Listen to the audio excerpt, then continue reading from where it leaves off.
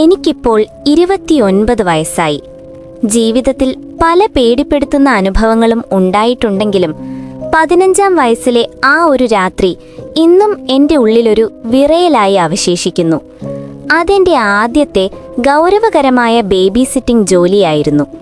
വെറും ബന്ധുക്കളെ സഹായിക്കുന്ന പോലെയല്ല, പരിചിതരായ ഒരു കുടുംബത്തിനു വേണ്ടി അവരുടെ മകനെ നോക്കാൻ നിന്നതായിരുന്നു അത്.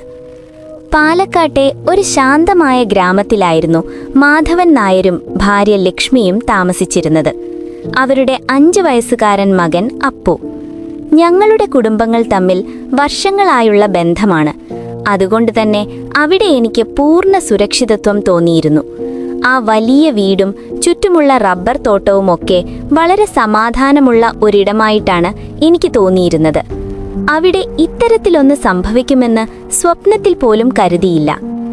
അതൊരു കർക്കിടക മാസത്തിലെ വെള്ളിയാഴ്ചയായിരുന്നു. നല്ല മഴയുള്ള രാത്രി.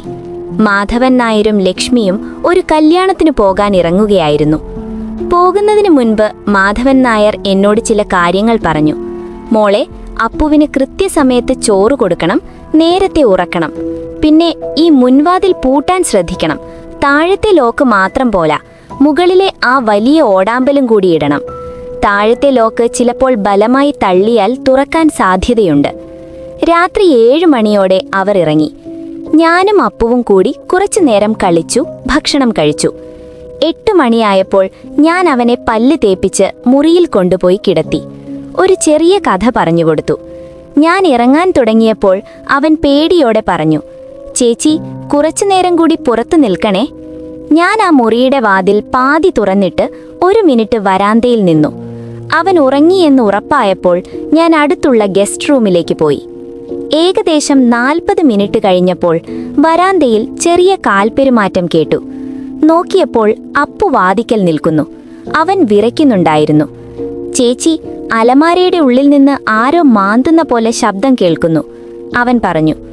ഞാൻ അവനെ കൂട്ടി അവന്റെ മുറിയിൽ പോയി ലൈറ്റിട്ടു. അവിടുത്തെ പഴയ തടി കൊണ്ടുള്ള വലിയ അലമാര ഞാൻ തുറന്നു നോക്കി. ഉള്ളിൽ തുണികൾ മാത്രമായിരുന്നു. അവനെ സമാധാനിപ്പിച്ച് പുതപ്പിച്ച് കിടത്തി ഞാൻ തിരികെ പോയി. 10-15 മിനിറ്റ് കഴിഞ്ഞപ്പോൾ വീണ്ടും അവൻ വന്നു. ഇത്തവണ അവൻ കരയുകയായിരുന്നു. ചേച്ചി, ആ അലമാരയുടെ വാതിൽ തനിയെ തുറന്നു. ഓടിച്ചെന്ന് നോക്കിയപ്പോൾ ഞാൻ ഞെട്ടിപ്പോയി.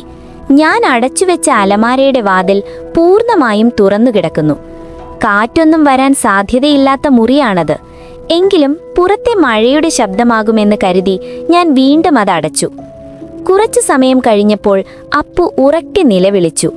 ഞാൻ ഓടിച്ചെന്ന് നോക്കുമ്പോൾ അവൻ കട്ടിലിൽ എഴുന്നേറ്റിരുന്ന് കരയുകയാണ്. അവൻ ഒന്നും മിണ്ടിയില്ല.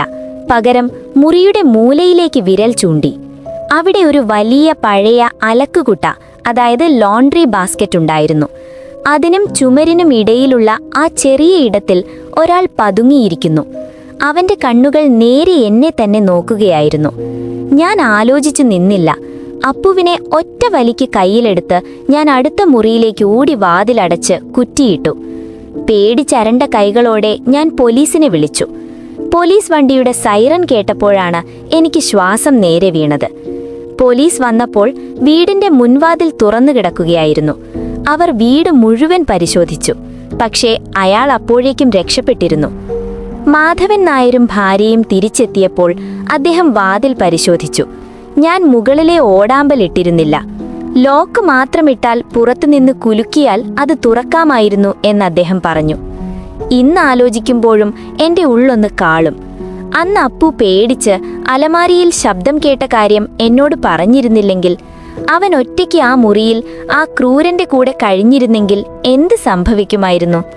കുട്ടികൾ എന്തെങ്കിലും പറയുമ്പോൾ അതവരുടെ വെറും തോന്നലാണ് എന്ന് പറഞ്ഞ് തള്ളിക്കളയരുത് എന്ന് ഞാൻ എല്ലാവരോടും പറയും.